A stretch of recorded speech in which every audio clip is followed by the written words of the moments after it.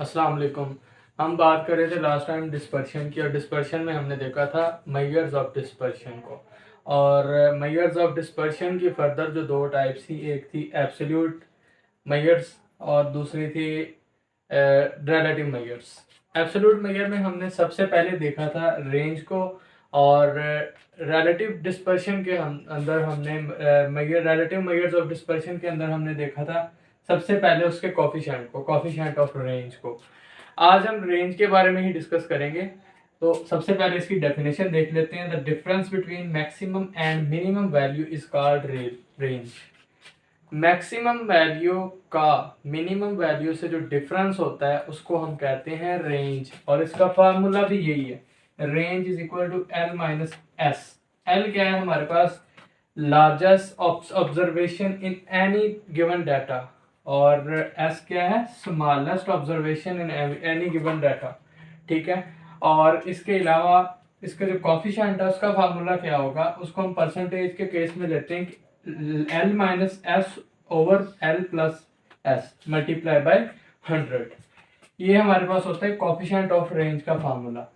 अब हम एक इंडिविजुअल सीरीज जो है, जिसको हम अनग्रुप डाटा भी कहते हैं, उसके एग्जांपल से इसका जो रेंज और कॉफिशिएंट ऑफ रेंज है उसको हम समझेंगे। ठीक है। उसके बाद जो दूसरी दो टाइप्स हैं इसकी सीरीज की, बाकी जो रहती हैं उसको भी, उस केस में भी हम इसको समझेंगे। ठीक है। सबसे पहले हम क्या कर लेते हैं, इसके रेंज फाइंड आउट करते हैं। रेंज का मैंने बताया एल माइनस एस जो है वो इसका फार्मूला है। एल क्या मतलब क्या है कि मैक्सिमम जो हमारे पास जिसकी वैल्यू की ऑब्जर्वेशन है, यानी लार्जेस्ट ऑब्जर्वेशन जो है वो हमारे पास, ये हमारे पास 13, 27, 15, 29, 35। ठीक है। तो इसमें मैक्सिमम वैल्यू जो है वो हमारे पास है 35। ये हमारे पास क्या है? Largest observation. और जो इसके अंदर हमारे पास मिनिमम या स्मॉलेस्ट ऑब्जर्वेशन है वो है 7। ठीक है। तो सिंपली हम करेंगे क्या कि जो हमारे पास मैक्सिमम ऑब्जर्वेशन है, लार्जेस्ट ऑब्जर्वेशन है 35, उसमें से हम माइनस कर देंगे 7 को, तो ये हमारे पास 28 जो है वो इसका आंसर आ जाएगा। ठीक है। 28 इसका आंसर आ जाएगा। तो ये हमारे पास इसकी क्या होगी? रेंज। ठीक है। और उसके बाद हम इसका कॉफिशिएंट ऑफ रेंज देख लेते हैं। कॉफिशिएंट ऑफ रेंज का फार्मूला हमारे पास होता है कॉफिशिएंट ऑफ रेंज। इसका फार्मूला हमारे पास है L minus S over L plus S multiply by 100। L क्या हमारे पास? लार्जेस्ट ऑब्जर्वेशन 35 माइनस स्मॉलेस्ट 7 है, 35 प्लस 7। ठीक है। मल्टीप्लाई 100। ठीक है। 35 में से हम 7 निकालेंगे, 28 बटा 35 जमा 7 कितना हो गया हमारे पास? 42। ठीक है। Multiply by 100। अब हम इसको ज़रा कैलकुलेट कर लेते हैं कैलकुलेटर से। 28 को हम डिवाइड करेंगे, 28 डिवाइडेड बाय 42, ये हमारे पास आ गया 0.67। 0.67 मल्टीप्लाई बाय 100। अगर हम इसको मल्टीप्लाई करें 100 के साथ, ये हमारे पास आ जाएगा 66.67। क्योंकि हम परसेंटेज के केस में ले रहे हैं, इस वजह से हम इसके साथ क्या लगा देंगे? परसेंटेज। ठीक है। परसेंटेज के केस में हम ले रहे हैं, इस वजह से हम इसके आंसर के साथ जो चीज़ लगाएंगे वो हमारे पास इसका यूनिट जो है वो क्या होगा? परसेंटेज के अंदर आएगा। ठीक है। उसके बाद हम जो है डिफरेंट जो मुख्तलिफ सीरीज हैं इसके अलावा, उनके थ्रू, एग्जांपल के थ्रू जो है वो हम इसको समझते हैं। ठीक है। अब हम ग्रुप डाटा के हिसाब से इसकी एग्जांपल देख लेते हैं कि अगर हमारे पास ग्रुप डाटा दिया गया हो तो उसकी रेंज हम किस तरह से फाइंड आउट करेंगे।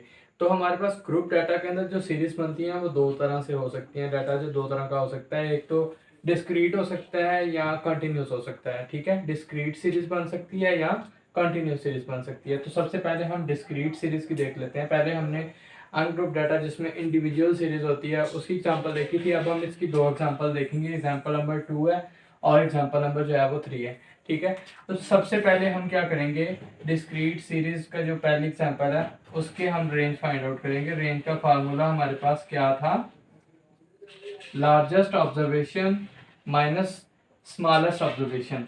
तो हमारे पास जो ऑब्जर्वेशन है वो x की वैल्यूज हैं। ठीक है, f का हमारे पास इसमें कोई लेना देना नहीं है, इसमें किसी भी जगह पे f जो है वो नहीं यूज होगा। तो हमने ये देखना है कि इसमें मैक्सिमम वैल्यू कौन सी है और मिनिमम वैल्यू कौन सी है। मैक्सिमम जो है वो है 25 और मिनिमम है 5। ठीक है, तो 25 में से हम 5 माइनस करेंगे तो ये हमारे पास आ जाएगा 20। ये इसकी क्या होगी, रेंज। ठीक है, ये कोई भी अगर हमारे पास डिस्क्रीट या ग्रुप डाटा आ जाता है डिस्क्रीट सीरीज के हिसाब से तो हम इस तरह से उसका रेंज फाइंड आउट करते हैं। ठीक है, और अब हम उसके कॉफिशिएंट फाइंड आउट कर लेते हैं कि कॉफिशिएंट किस तरह से निकालना है। कॉफिशिएंट ऑफ रेंज, उसका जो हमारे पास फार्मूला होता है वो होता है L minus S over L plus S multiply 100। यानी इसमें हम क्या करेंगे, परसेंटेज के हिसाब से निकालेंगे। जो आंसर हमारे पास आएगा 25 माइनस 5 ओवर 25 प्लस 5, ये हमारे पास 20 ओवर 25 आ जाएगा मल्टीप्लाई बाय 100। यहाँ पे मल्टीप्लाई बाय 100 लिख लें। ठीक है, अब हम इसको कैलकुलेट करने के बाद इसका आंसर निकाल लेते हैं। 20 डिवाइडेड बाय 25, ये हमारे पास आ गया जी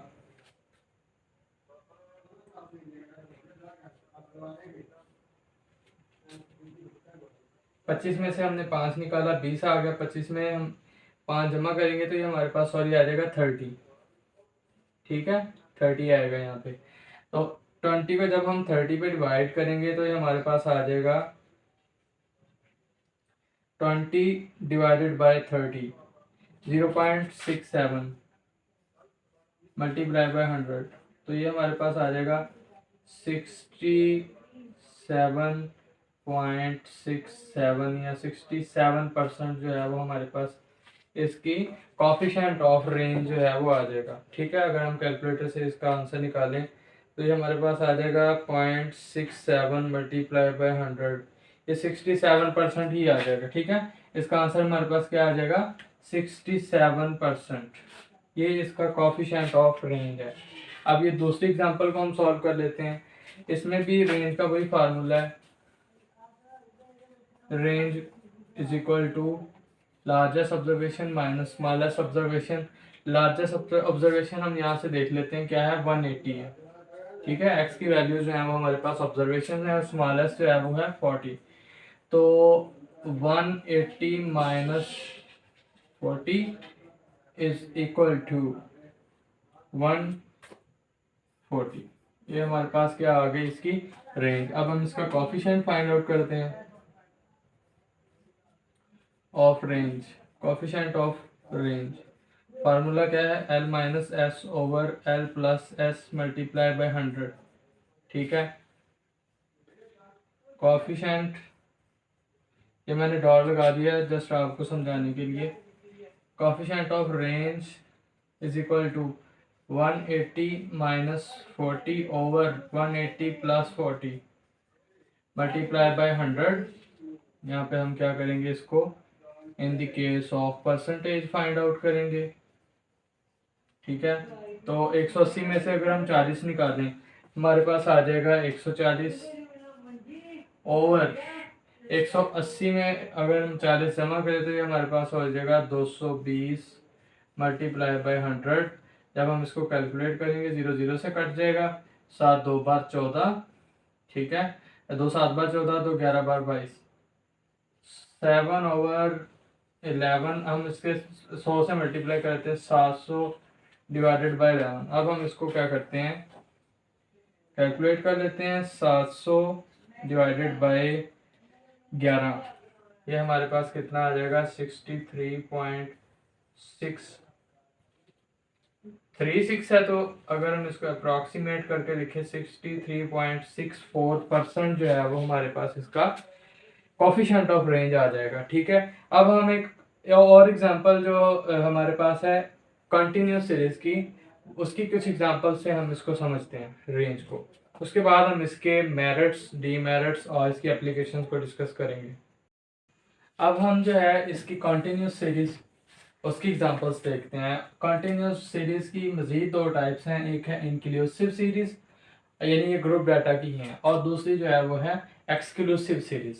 ठीक है, इंक्लूसिव सीरीज क्या होती हैं? वो सीरीज होती हैं जिसमें ये दोनों चीज़ें जो हैं, ये इसकी अपर लिमिट और इसकी लोअर लिमिट जो है वो सेम होती है। देख सकते हैं 30 और 34, 35 और 35।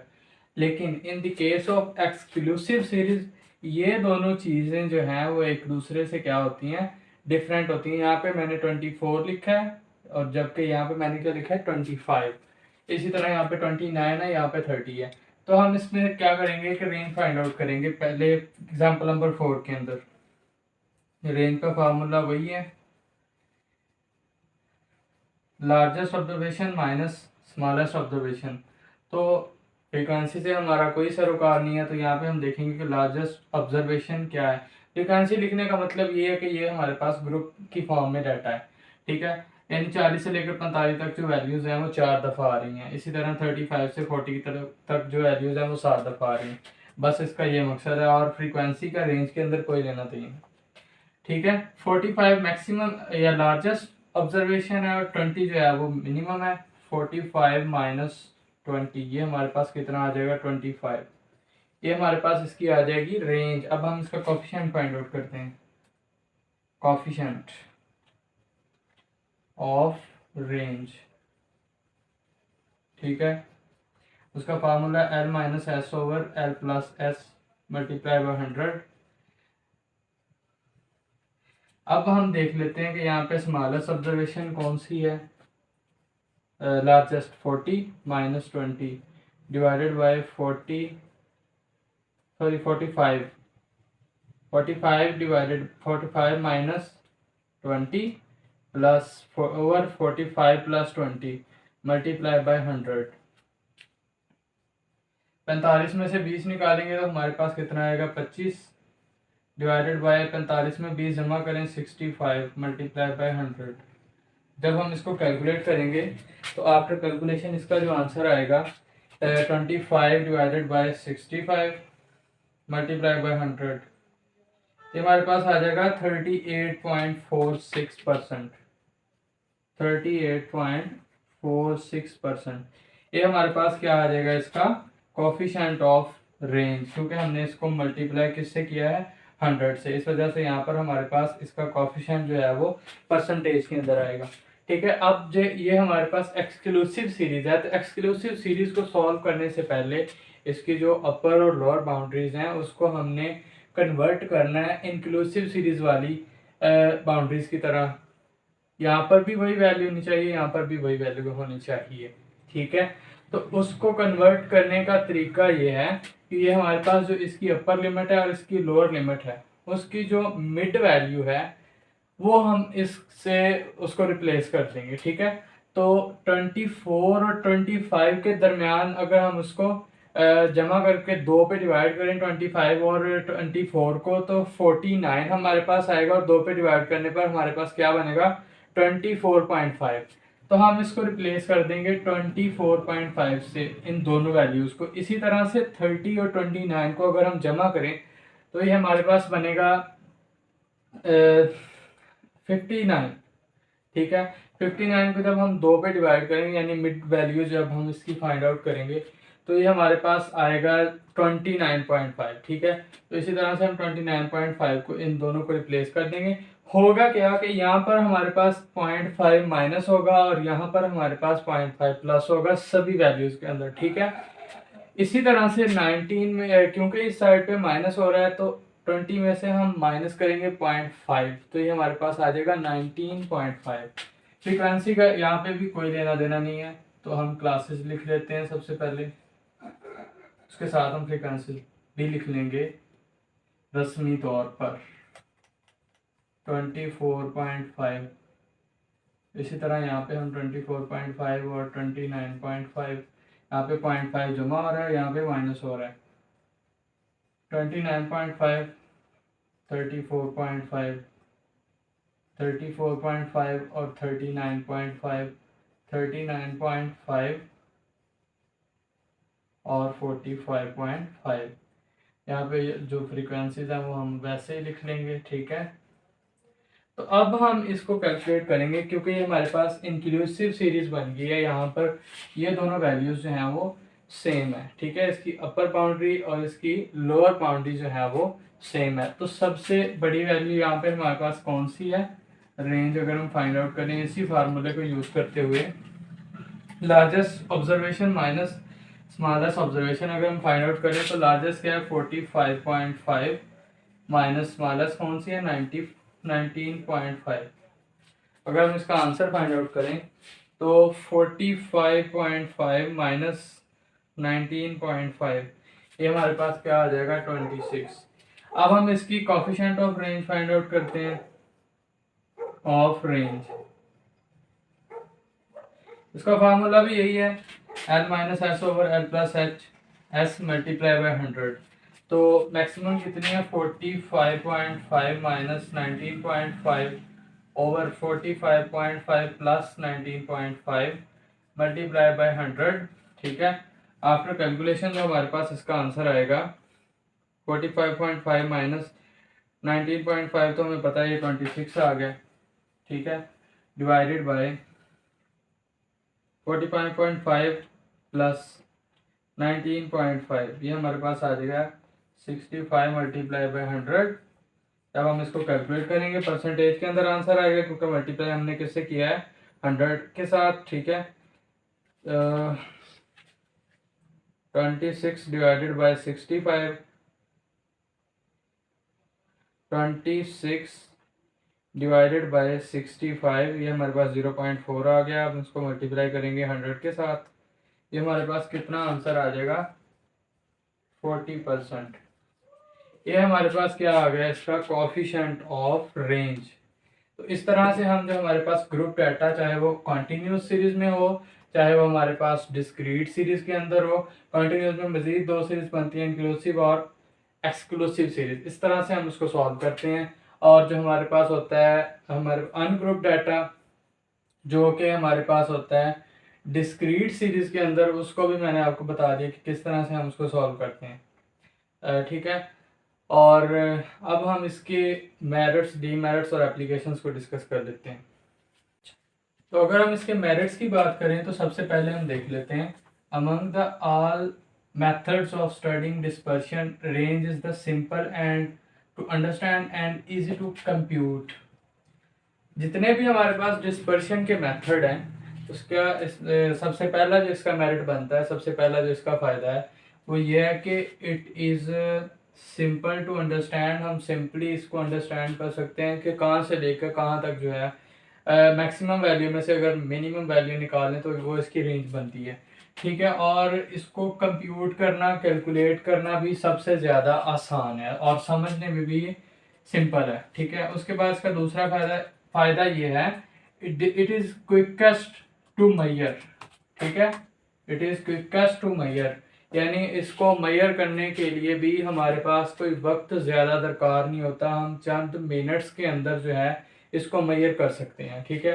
ये था इसका दूसरा फ़ायदा। उसके बाद हम इसके डीमेरिट्स की बात करें तो सबसे पहले हम देख लेते हैं कि range is not based on each and every observation of the series. जैसे मैंने एग्जांपल के अंदर आपको समझाया कि हमारे पास अगर हम रेंज फाइंड आउट करना चाह रहे हैं तो हमारे पास एक तो लोएस्ट वैल्यू होगी सीरीज के अंदर और एक होगी मैक्सिमम वैल्यू, ठीक है। लोएस्ट ऑब्जर्वेशन और हमारे पास जो लार्जेस्ट ऑब्जर्वेशन है, ठीक है। तो बीच में आने वाली जो वैल्यूज़ हैं उनको हम मतलब डिस्कस नहीं करेंगे, ठीक है। तो एक इसका डीमेरिट ये हो गया कि ये सभी वैल्यूज़ के लिए हमारे पास कारीगर नहीं है। उसके बाद it is the most affected by sampling fluctuation. Sampling के अंदर जो उतार चढ़ाव आते हैं उससे भी इस पर असर होता है, ठीक है। Range is the most unreliable as a guide of dispersion. अगर हम डिस्पर्शन की बात करें तो रेंज जो है वो सबसे ज़्यादा अनरिलायबल सोर्स है डिस्पर्शन को डिस्कस करने के लिए, ठीक है। We can not range for open we cannot find range for open end classification we cannot find range for open end classification। यानी हमारे पास फॉर एग्जांपल 40 से 50, 50 से 60, 60 से 70, 70 से 80 और यहाँ तक हमारे पास वैल्यूज लिखी गई हैं। तो लेस देन 50 जो है वो कोई भी वैल्यू आ सकती है। इसी तरह से मैक्सिमम 80 है हमारे पास, तो 80 से ज़्यादा भी कोई भी वैल्यू हो सकती है। तो ओपन एंड क्लासिफिकेशन के अंदर भी हम रेंज को डिस्कस नहीं कर सकते, इस वजह से ये भी इसका एक डीमेरिट है। ठीक है, अब हम देख लेते हैं इसके यूजेस या इसकी क्लासिफिकेशन को। सबसे पहला जो इसका यूज है वो हम इसको क्वालिटी कंट्रोल के अंदर यूज करते हैं। क्वालिटी कंट्रोल के अंदर हम इस रेंज को यूज करते हैं कि जो हमारे पास कोई प्रोडक्ट बन रही है तो उसमें उसकी मैक्सिमम जो परसेंटेज है या मैक्सिमम कंसंट्रेशन है वो कितनी है, ठीक है, और मिनिमम कितनी है, उसका डिफरेंस हम निकाल के उसकी रेंज लिख देते हैं। उसके बाद वेदर फोरकास्ट आपको पता है कि टेम्परेचर जो है वो भी उसकी मिनिमम रेंज भी होती है कि मिनिमम के एक दिन के अंदर मिनिमम इतने डिग्री सेल्सियस रह सकता है और मैक्सिमम इतने डिग्री सेल्सियस रह सकता है।